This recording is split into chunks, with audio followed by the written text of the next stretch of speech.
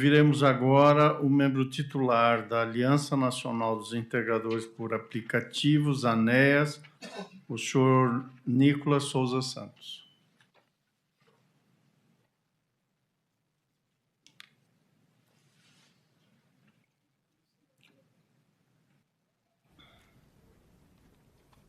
Muito obrigado. Boa tarde, excelentíssimo senhor ministro Edson Fachin, senhoras, senhores, companheiras que estão aqui hoje, não só aqui, como na rua, aqui do lado de fora, em torno do STF, estão acompanhando atentamente pelo link no YouTube, e também em 15 cidades que estão paralisadas nesse momento, em várias cidades do país, e isso demonstra, excelência, uma coisa: a gente não está satisfeito. Isso que foi dito logo mais cedo aqui, por parte dos representantes das empresas, é um mundo que, obviamente, eles não vivem, e, dessa forma, eu acho que a gente precisa começar afastando aqui a ideia de que a gente está ganhando 3 salários mínimos, de que a gente está trabalhando 3 horas por dia só, porque, caso contrário, nós não teríamos 15 cidades paralisadas nesse momento. Isso está acontecendo agora. Aliás, eu acho que também cumpre a gente afastar aqui, já de saída, esse dado que é apresentado e reapresentado a todo momento, dizendo que existe uma pesquisa que diz que 70% dos entregadores, 75% dos entregadores não querem CLT, estão satisfeitíssimos com o que está acontecendo. E isso é tão problemático, porque isso se ampara em uma pesquisa do Datafolha, do final de 2022, que eu, inclusive, pedi para mostrar aqui no telão. Essa é a pergunta que foi feita. Veja bem. Pergunta ali se ele prefere manter o modelo atual, né, que tem toda a liberdade, etc., e você pode fazer tudo o que quer, ou se prefere ter vínculo com um monte de ameaça na pergunta. Não é do meu feitio acusar ninguém de má fé, mas eu posso perfeitamente dizer que esse é um trabalho muito mal feito, e, no mínimo, a gente pode chamar de incompetente. A gente não pode prosseguir utilizando esse tipo de dado para poder sustentar nenhum tipo de argumentação. E a gente vai, o tempo todo que esse dado for levantado, a gente vai mostrar essa pergunta de novo. Como é que foi que isso aconteceu? Essa pergunta foi direcionada a nós, via aplicativo e via e-mail, para a gente poder fazer essa resposta. Inclusive, com pagamento de voucher combustível, a gente tem isso.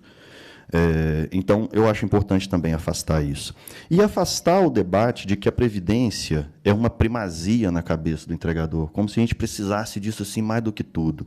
Né? Ficar dizendo, não, mas é porque precisa muito de Previdência, porque se acontecer alguma coisa com você, como é que fica a sua família? Se você morrer, eu tenho repetido, excelência, que eu não estou muito interessado no valor que da pensão que a minha viúva vai receber caso eu morra. Eu estou bem mais interessado em não morrer. Eu estou bem mais interessado em não me machucar, em não me acidentar, e esse debate não está sendo feito. O debate sobre prevenção, saúde e segurança do trabalhador entregador. Isso não acontece. Quero corrigir aqui o que é dito de acidente de trânsito. O nosso acidente é de trabalho. O Estado está cego com relação a isso, porque em Juiz de Fora, que é a minha cidade, no ano passado, nós tivemos 19 companheiros que perderam a vida. Se a gente for pegar os dados do Estado de Minas Gerais, os dados oficiais dizem que morreram 4. Então, tem alguma coisa muito errada aí. A gente vai precisar corrigir esses dados. E não é impressionante que, todo momento que as empresas vêm aqui e levantam dados, esses dados são só delas, produzido por elas, pago por elas, sem absolutamente nenhum escrutínio público. O fato da gente estar aqui hoje, tendo que contar como as coisas funcionam, é porque esses dados não são públicos. O Estado não deveria acessar esses dados, as empresas não deveriam fornecer. Né? Aí vem aqui e fala, não, isso aqui, segundo uma pesquisa que eu paguei, que o instituto que só eu conheço fez, parará, é isso, isso e isso. E aí a gente tem que ficar aceitando isso como dado da realidade. Não é assim que funciona. Infelizmente, não é assim que funciona. Então, isso afastado, eu gostaria de demonstrar também, porque, primeiro, né, que os entregadores se interessam nesse debate. A gente está muito preocupado, a gente sabe que a forma de funcionamento dos aplicativos são similares. Né? Eu já trabalhei como motorista de Uber, hoje eu sou entregador, trabalho dentro do ambiente do iFood, né? E de outros, do iFood, ou eu trabalho diretamente para um restaurante, é a forma como eu trabalho, eu vou levando. E o ambiente interno do iFood, eu acho que é um pouco desconhecido da maioria das pessoas aqui. E eu enviei alguns prints, eu não sei como é que está funcionando, assim. alguns prints de como é a tela, como que é o nosso trabalho, né? Antes de mais nada também, eu tenho que dizer que a gente tem muita vontade de ser autônomo. Isso é uma vontade que é uma vontade humana que a gente segue. A gente tem vontade de ser autônomo. A gente não quer receber ordem de ninguém mesmo. Agora, o problema é que a gente não é. A situação é assim, que a vontade toda que eu tenho de ser autônomo não me autoriza a dizer que eu sou. Autoriza simplesmente a dizer que eu tenho vontade de ser. Porque, veja bem, eu preciso fazer o meu cadastro no aplicativo, e esse cadastro ele já inicia com o oferecimento de termos e condições que nunca foi negociado. Eu não tenho a menor condição de alterar alguma cláusula daquela que existe ali, que é oferecida. Ou eu aceito, ou eu não trabalho. E como eu estou precisando trabalhar, eu aceito. E, nesse momento em que eu aceito, eu também tenho que fazer uma série de concessões e permissões que acessam o meu celular o tempo todo. Eu cheguei aqui em Brasília, Excelência, e foi enviado para mim uma promoção aqui em Brasília. Hoje tem rota de 3,50, não sei o quê, por aí vai. Então, assim, ele sabe exatamente onde eu estou, a todo momento. O que eu estou fazendo. 3 horas da manhã eu pego meu celular, tem uma bolinha verde. Quem tem Android sabe o que é isso. Tem uma bolinha verde em cima, assim, ó, e fica lá. iFood para entregadores está acessando sua localização. Eu não estou nem fazendo entrega. Isso é um receio que eu nunca tive. Eu fui seletista há muito tempo, que eu nunca tive do meu patrão anterior saber o que eu estava fazendo 3 horas da manhã, onde que eu estava. Mas o iFood sabe, a Uber sabe, a Rappi sabe, né? Porque eles podem acessar isso a qualquer momento. Então, a gente permite tudo isso, a gente aceita os termos de uso, senão a gente não trabalha, né? E, a partir do momento, como é o trabalho em si? Bem, eu aceito uma entrega e, imediatamente após eu aceitar aquela entrega, começa um relógio a contar na tela, que é o tempo que eu tenho para poder chegar até o lugar onde eu preciso pegar. E se eu não pegar esse pedido, acontece um negócio que a gente chama de desalocação. Esse pedido some da tela.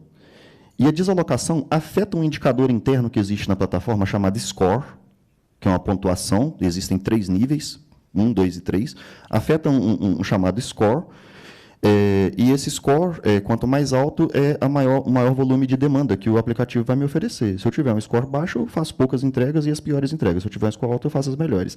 É basicamente isso, né?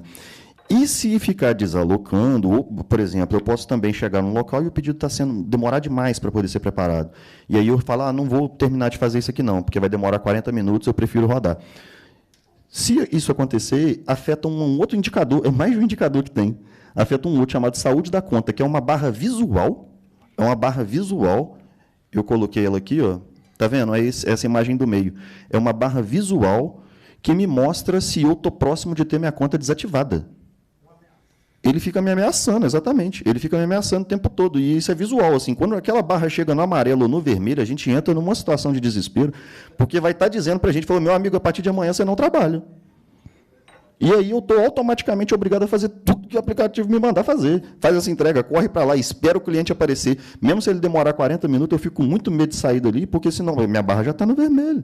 Né? Então, esse controle ele existe o tempo todo e isso traz uma consequência, porque se eu aceito o pedido, eu sei que eu não posso desalocar, eu sei que eu tenho que chegar em 4 minutos lá onde eu não faço a menor ideia onde seja, eu tenho que fazer isso tudo correndo, eu acabo precisando me expor muito mais. Eu sei que o normal da população é falar, mas motoboy é tudo bicho maluco, tudo fica passando em cima de calçada, furando semáforo. Sim, Excelência, a gente está fazendo isso mesmo, mas não é por nossa culpa, não. É porque ou a gente faz isso, ou a gente não trabalha. A gente recebe esse tipo de ameaça, né? E é interessante até porque eu também não cheguei a dizer aqui, o primordial de uma coisa que classifica a relação autônoma é a possibilidade de eu dar meu preço. Isso está longe de acontecer, isso nem nunca foi prometido. Foi prometido pelos aplicativos que nós teríamos liberdade, flexibilidade, autonomia, etc. Isso nunca foi entregue. Agora, o preço, isso nem nunca foi oferecido. Você vai poder fazer a entrega no preço que você quiser. Nunca rolou. E não tem reajuste nessas taxas já faz mais de 2 anos. É por isso que hoje tem várias cidades paralisadas. Pois bem, mais um dado aqui que foi dito pelas empresas, que caso o vínculo seja reconhecido, o Estado deixa de arrecadar 2 bilhões, eu queria chamar a atenção para como é que funciona o custo ao erário público com relação às internações. Né? Se o Estado está cego, eu tive agora com a prefeita da minha cidade, ela disse que nós somos responsáveis por 1/3 das internações dos hospitais lá. Então, assim, foi um dado que a prefeitura me passou, a Secretaria de Saúde me passou, 1/3. 1/3. E é sempre uma coisa horrorosa, é remendar uma perna, é consertar uma coluna, é muito caro, e isso está totalmente descoberto. O Estado não está sabendo. né? Só que o custo das internações, no geral, no Brasil, no ano passado, foi de 77 bilhões. Né? Então, eu acredito que a forma como está acontecendo, por mais que ela possa trazer esses números econômicos, ela está mascarando a realidade.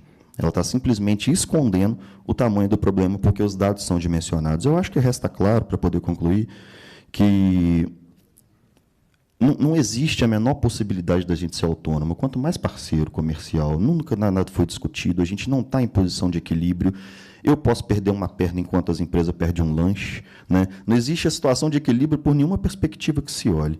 Então, se a gente imaginar dessa forma, e aqui está a nossa preocupação, e esse é o pedido que a gente faz a essa Suprema Corte, é que, primeiro, a gente tem que aprofundar esse debate, mas, mais do que isso, a gente tem que fazer isso com dados públicos, críveis. O Estado precisa ter acesso a esses dados, a gente precisa fazer a produção desses dados, para daí a gente fazer discussão em cima de fatos, e não em cima do que as empresas estão contando, e que a gente sabe perfeitamente que não é a realidade que acontece. A gente está na rua, a gente sabe que é outra coisa, e é por isso que a gente está insatisfeito, e foi essa a razão pela qual a gente teve aqui nessa audiência, embora o tema seja da Uber, a gente tem absoluta noção de que isso pode nos atingir futuramente. Eu agradeço o espaço, agradeço meus companheiros, agradeço quem ouviu, e permaneço, assim como a Aliança Nacional dos Entregadores por Aplicativos, à disposição para eventuais esclarecimentos para esse tribunal. Obrigado.